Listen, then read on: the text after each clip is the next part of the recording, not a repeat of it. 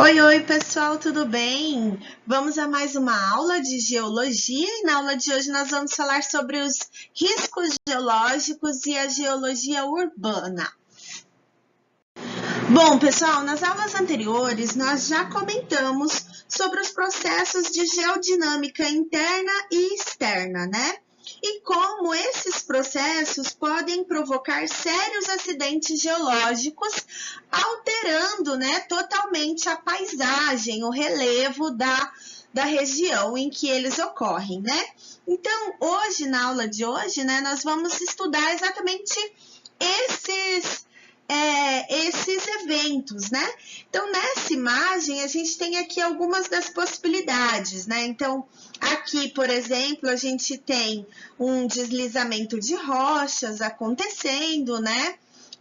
Aqui a gente tem um deslizamento, aqui na imagem são dois casos, né? De deslizamento de terra causado aí principalmente pela má construção dessa estrada aqui de cima, ó, tá? Também temos o colapso, né, da margem desse rio aqui, também devido à ocupação dessa margem, tá? E temos aqui também um deslizamento de terra acontecendo. Temos erosão também acontecendo nessa região aqui, né? Então, a gente tem um penhasco e está ocorrendo aqui uma erosão, né? Também temos aqui acontecendo uma queda de rochas, né? Então, todos esses... e aqui em cima a gente tem a entrada de detritos, né? No canal fluvial aqui, ó.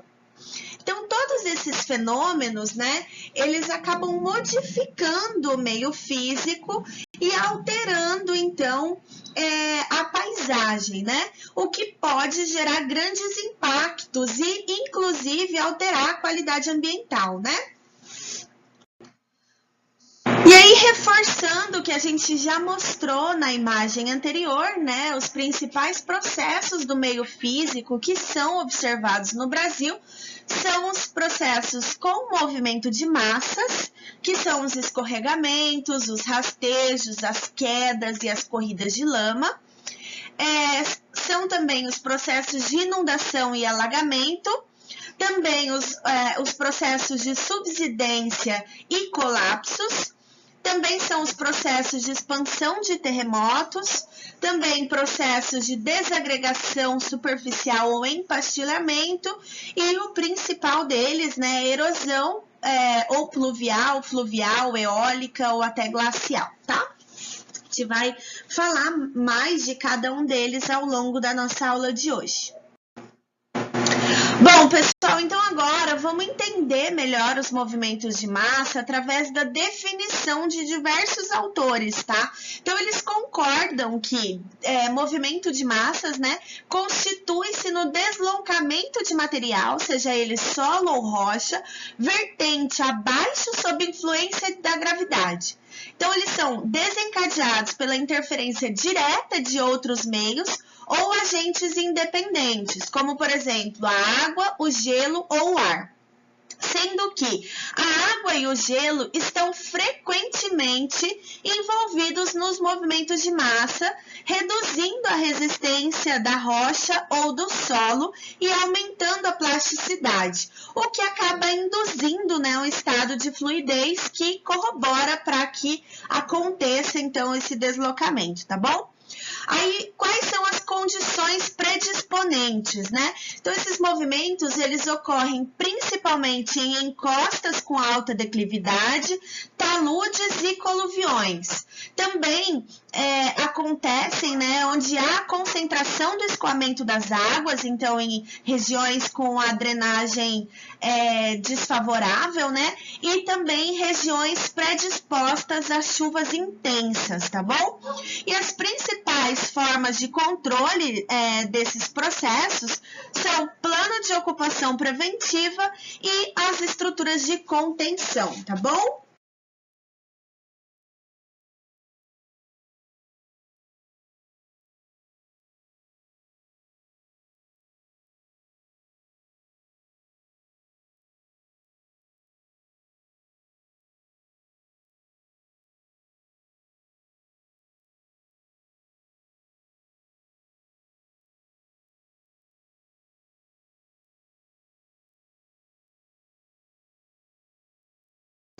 E aí, gente, falando dessa dinâmica superficial, né, a gente vai agora entrar nos processos, né, mais intensamente, começando pelo principal deles, né, que é a erosão, que nada mais é do que um processo de desagregação e remoção de partículas do solo, podendo ainda ocorrer com a remoção e a desagregação de fragmentos e partículas de rocha também, pela ação combinada da gravidade com os agentes, né? Água, vento, gelo e organismos através daquele conceito que nós temos estudado desde o início do semestre, né? Com os intemperismos, né? Então, dentro desses processos de erosão, a gente tem dois tipos bem diferentes, né?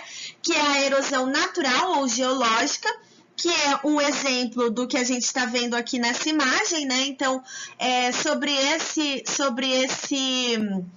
essa paisagem atuam agentes erosivos, né? Então, aqui, ó, a gente pode observar uma área erodida, né, uma parcela de rocha erodida, aqui outra parcela de rocha erodida, mas isso aqui está acontecendo ao longo do tempo geológico e por isso, né, esse ambiente acaba, essa ação, né, essa ação erosiva acaba que traz equilíbrio com a formação do solo, uma vez que essa parcela que foi erodida daqui acaba contribuindo para a formação do solo aqui na bacia de sedimentação mais abaixo, tá bom? Então, todos os fragmentos e as partículas de rocha que foram erodidas daqui acabam que se concentram aqui na parte mais baixa, ajudando a formar esse solo aqui da bacia de sedimentação, tá bom? E o outro modelo, né, é a erosão acelerada ou antrópica, que a gente costuma ver aí nas áreas de ocupação, né? Então, esse tipo de erosão, ele possui uma intensidade superior à formação do solo, né?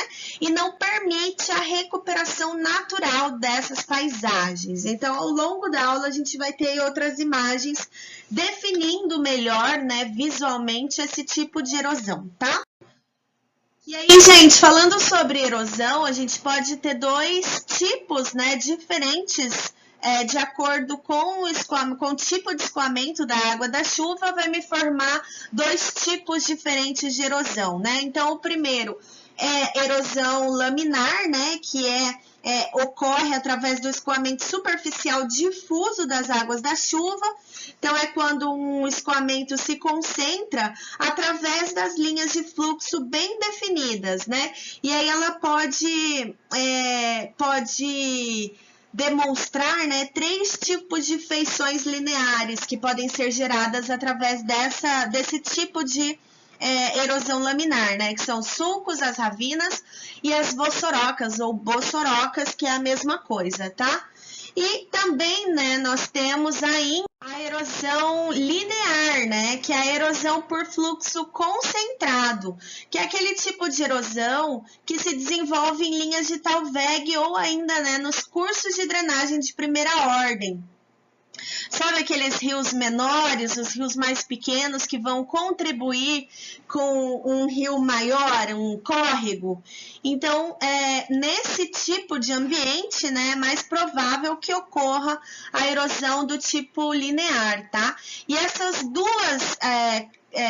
dois tipos de erosão, né, eles acontecem por conta de alguns fatores, né? Os principais são os fatores antrópicos, que são a agricultura, as obras civis, né, e a urbanização, e também a chuva, que causa erosividade, né, sendo um agente de intemperismo, podendo ser também a cobertura vegetal, que facilita ou dificulta o escoamento superficial e com isso corrobora, né, para que ocorra a erosão. Então, por exemplo, a gente tem um solo em que a cobertura vegetal foi suprimida, foi retirada, esse solo ele é muito mais erosível, ou seja, está mais potencialmente sujeito à ação de erosão, tá? Ainda o relevo, né, que são as características do relevo da região. Então, em lugares de alta declividade, e um comprimento de rampa acentuado, também facilita, né, o ocasionamento desses processos de erosão. Os solos, né, o tipo de solo também é um dos fatores que corroboram para que isso aconteça, sendo mais ou menos suscetível a partir das características do solo, né? Alguns, por exemplo, eles têm maior ou menor capacidade de resistência, coesão, estrutura, permeabilidade, espessura, enfim, né? E também o substrato rochoso, né? Então, nas aulas que a gente estudou rochas, a gente pôde perceber que existem alguns tipos de rochas que são mais suscetíveis, né, aos processos de intemperismo e que acabam cedendo com maior facilidade, tá certo? Bom, então a gente tem aqui alguns tipos, né, de erosão que nós já comentamos, né, sendo que as principais características, eles podem ser classificados quanto à sua origem, ou seja, geológica ou natural, ou ainda acelerada, né, que é aquela causada pela ação humana, ou quanto ao agente, né, e o agente pode ser glacial, eólico ou hídrico, né, sendo que a erosão hídrica é a mais comum, né, porque ela também pode ser subdividida entre erosão pluvial, vinda da chuva, fluvial, né, vindo das margens dos rios, ou ainda a ação de ondas, né, marítima. E aí, dentro da subdivisão, né, das erosões pluviais, a gente tem as subcategorias que a gente já falou anteriormente, que são as erosões do tipo laminar, sulcos, ravinas ou bossorocas, tá bom? Bom, erosão pluvial, então, o evento inicial, né, acontece a partir do impacto das gotas de chuva na superfície do solo, que se esse solo está desprotegido ou descoberto de vegetação, acaba provocando a desagregação das partículas seguidas de remoção. E aí acaba, então, tendo o transporte dessas partículas pelo escoamento superficial e vai ser depositado, então, nas bacias sedimentares, né, mais abaixo desse local, onde há, então, ainda outro processo que a gente vai estudar mais nessa aula ainda mais para frente, que é o assoreamento, tá? E aqui, finalmente, a gente tem as imagens, né, desses tipos de erosão, para que a gente possa compreender melhor. Então, a gente tem dentro das erosões pluviais, né, um tipo de erosão laminar, que vocês podem visualizar aqui, lembrando que laminar é quando a gente tem as cargas difusas, né, de escoamento da água da chuva. Então, eu vou pegar uma caneta aqui para mostrar melhor para vocês, né, que aqui na imagem a gente tem alguns pontos erodidos que a gente observa que é o escoamento, um escoamento difuso, né, bem distribuído ao longo da área, tá? Diferente aqui desse caso, aqui logo embaixo, que também é em Tiquira, essas duas imagens aqui são de Tiquira, aqui no estado de Mato Grosso, e aqui a gente tem sulcos, né, que transportam essa água da chuva em canais bem direcionados, tá? Ou ainda as ravinas aí de Tangará, e aqui embaixo as bossorocas, que são as maiores erosões pluviais que a gente tem, tá? Bom, pessoal, então dentro das bossorocas, que são os maiores tipos de erosão pluviais que a gente pode ter, pode ocorrer ainda um novo fenômeno, né, que a gente chama de piping. Esses pipings, eles são a formação de pequenos funis, como se fossem funis, né, por onde a água acaba circulando. É um processo de erosão interna, tá?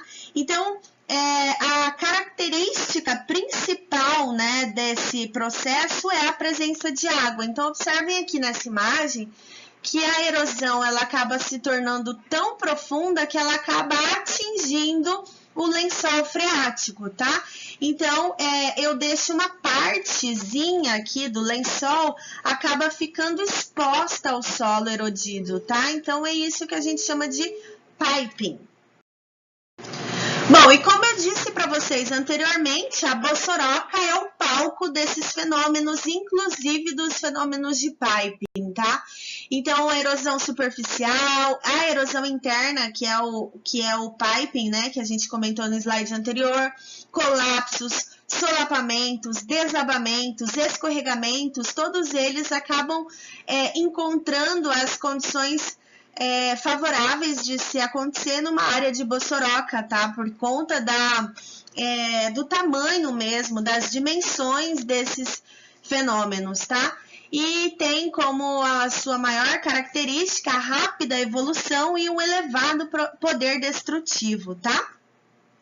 Bom, e aí falando de outros movimentos de massa, né, a gente tem os rastejos, que são vários planos de deslocamento interno, né, então os rastejos, eles se caracterizam por uma velocidade muito baixa e uma geometria indefinida, e aí dentro dos rastejos os movimentos são constantes, sazonais ou intermitentes, tá? E também temos os escorregamentos, que são poucos planos de deslocamento. Esses escorregamentos, eles acontecem externamente, tá? E diferente do rastejo, as velocidades de transporte são de médias a altas, tá? E pequenos a grandes volumes de materiais são transportados pelos escorregamentos, tá? Podendo acontecer, então, escorregamentos planares, que acontecem lá nas regiões serranas, ou circulares, em áreas de aterro, ou ainda, né, em cunha, que estão relacionados aos saprolitos, né? Saprolitos, gente, é a denominação da rocha decomposta pelo intemperismo químico, tá? Principalmente rochas com material argiloso. Tá bom? Bom, também, né, temos aí dentro dos movimentos de massa as quedas, que podem ser queda, tombamento, rolamento ou ainda o desplacamento, né, que ocorre sem planos de deslocamento, um movimento do tipo queda livre ou em plano inclinado, né? Nesse caso, a velocidade é muito alta e os volumes transportados são pequenos ou médios, tá? E aí a geometria desses deslocamentos, né, desses produtos, são ou lascas ou placas, mas também podem ocorrer blocos que causam sérios riscos, né? E ainda, né, dentro dos movimentos de massa, nós temos as corridas, que são muito superficiais, né, um deslocamento superficial, um movimento semelhante ao de um líquido viscoso, né? Então, quando há aí a dissolução do material de solo ou rocha com a água, acaba gerando um líquido viscoso e desenvolve canais de drenagem, né? Nesse caso aqui das corridas, as velocidades de transporte são muito altas, de médias a altas, né? E os volumes são grandes volumes de material que são transportados pelas corridas, tá bom? Bom, e agora a gente vai falar sobre o rastejo, né? Que são vários planos de deslocamento. Nos rastejos, as velocidades são muito baixas, então acaba acontecendo centímetros por ano, né? Então, como a gente vê aqui nessa cerquinha, ninguém colocou essa cerca inclinada desse jeito, ela estava retinha, né? Mas quando está ocorrendo um rastejo aqui com a velocidade muito pequenininha, a gente acaba reparando que ela vai se inclinando cada vez mais, tá bom? Nesse caso aqui, a geometria é indefinida, né? Então, por isso que aqui a gente vê que essa cerquinha tá bem diferente, né? Umas das outras, bem indefinida, né? E o que é transportado, né? Solo ou depósitos de rocha alterada ou fraturada, tá certo? Aqui também, ó, a gente tem outra cerquinha aqui que tá sofrendo um processo de rastejo, tá? Os escorregamentos, que a gente já falou, então eles acontecem com poucos planos de deslocamento. Aqui a gente tem uma imagem que nos clareia um pouco a compreensão, né? Então, nesse caso aqui, é o escorregamento planar, que é em uma área mais plana, e aí eu tenho esse evento acontecendo aqui do lado. Circular, que eu já tenho um processo maior acontecendo aqui, e em cunha, né, que ele vai saindo assim, ó, um triângulo aqui, né? Bom, gente, aqui é uma imagem bem conhecida, né, de um evento de deslizamento de terra. Esse deslizamento aconteceu no túnel Rebouças, na cidade do Rio de Janeiro. Eu já coloquei para vocês essa imagem em outras aulas, né? Porque realmente é um caso bem importante na história da geologia brasileira. Aconteceu em 2007, depois aconteceu outras vezes em menores proporções, tá? É um túnel que liga a zona norte à zona sul do Rio de Janeiro, então tem grande influência aí na cidade, né? E nesse evento aqui, houve o deslizamento de 30 toneladas de terra, né? Então, além dos prejuízos econômicos e transtornos com o trânsito, poderiam acontecer diversas tragédias e colocar a vida de muitas pessoas em risco, né? Bom, outro tipo de movimento de massa é a queda de blocos, né? Que a gente já falou aqui anteriormente, né, que ocorre sem um plano de deslocamento e em velocidades muito altas, né? Então, com geometria variável também, porque uma vez que essas rochas se rompem do maciço rochoso que está acima, ela cai de acordo com as forças da gravidade, né, que atuam sobre elas. Então, aqui a gente tem uma imagem em uma estrada, em uma autoestrada, muito perigoso também, né? Um risco muito alto.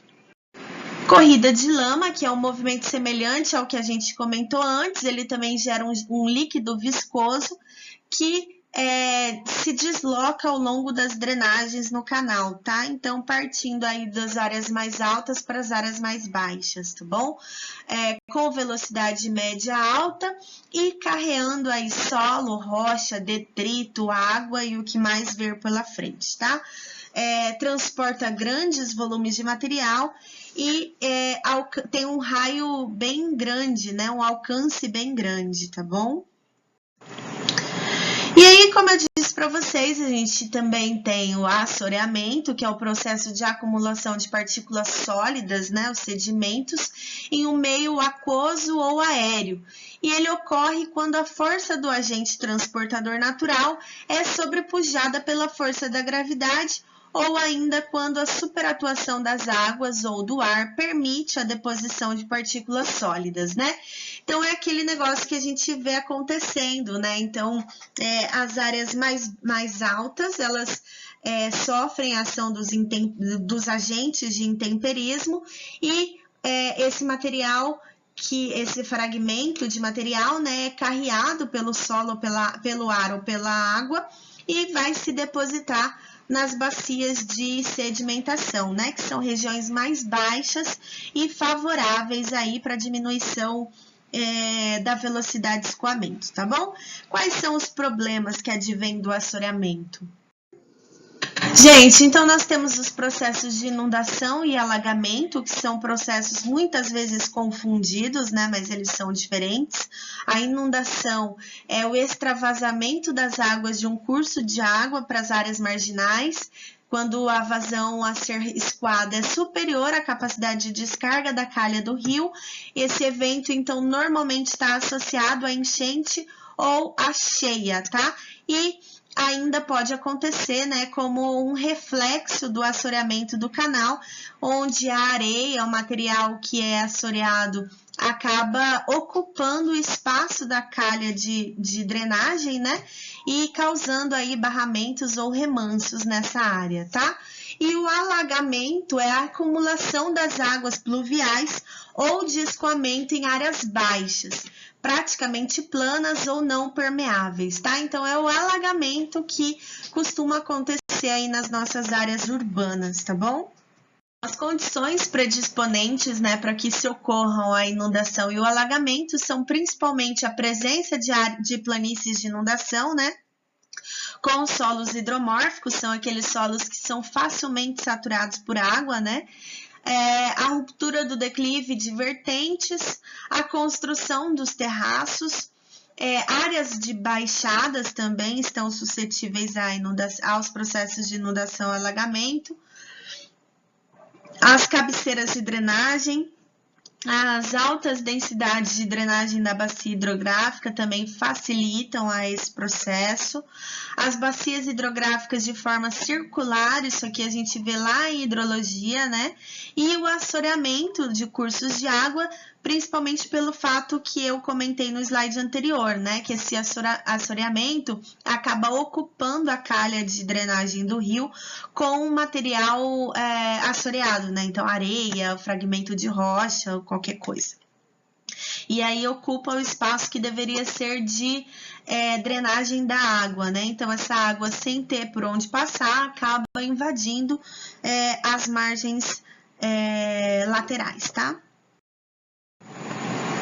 O regime fluvial também é uma questão importante, né? As dimensões do leito de vazão, as dimensões do leito menor, por onde transporta as vazões da margem plena, né? O leito maior, que é a planície de inundação, um caso como acontece aqui no Pantanal Mato Grossense, né? E também, né, o equilíbrio dos rios. Então, quando a gente tem as características naturais dos rios garantidas, a gente tem a segurança de que essa água vai ser carreada, né, vai ser transportada com a devida segurança, né? E também fenômenos climáticos excepcionais, né, que acabam interferindo no regime de chuva e causando eventos de chuva que não são normais para a época ou para a região, né? Agora, então, a gente fala sobre subsidências e colapsos, né? O processo de subsidência, ele corresponde ao movimento que é relativamente lento de afundamento dos terrenos, né? Então, isso ocorre devido à deformação ou ainda o deslocamento da direção. Principalmente, pessoal, um deslocamento vertical descendente, tá? Então, vai afundando realmente o solo, tá?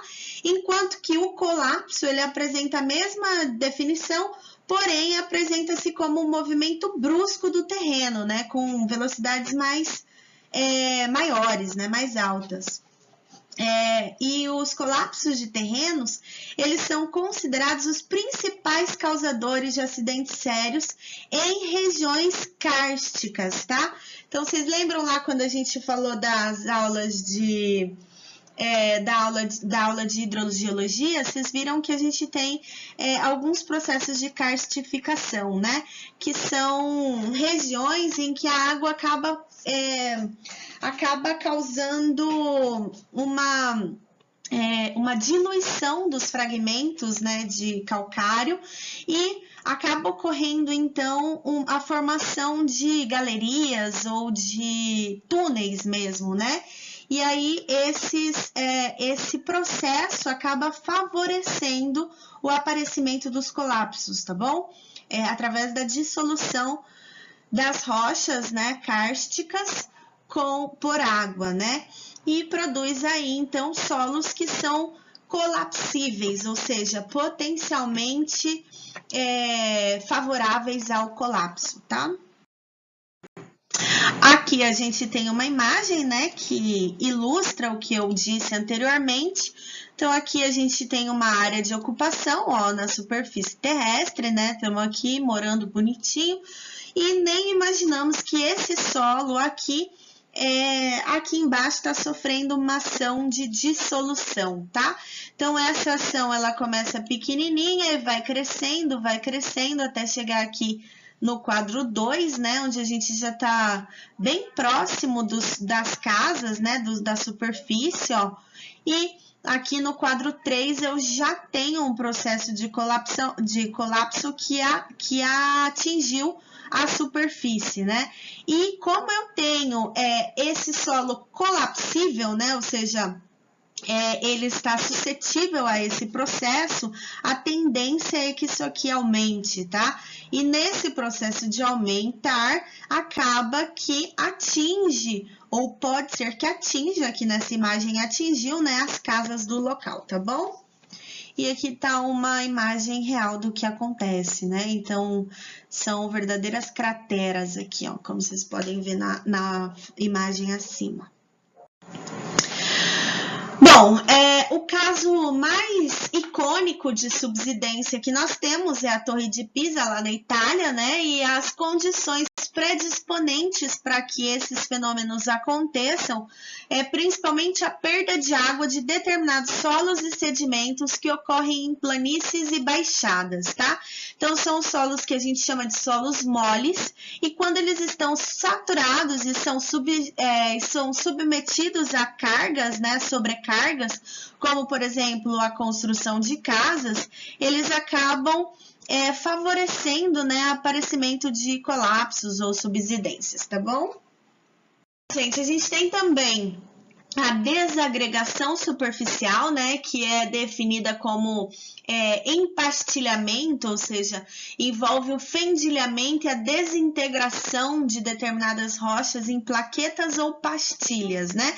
Isso devido à alternância de umedecimento e secagem, que acabam provocando, né, a expansão e a contração desses materiais, né? Então, nesse processo de umedece, expande e seca, contrai, acaba que há a desintegração dessas rochas e acontece a desagregação superficial, tá?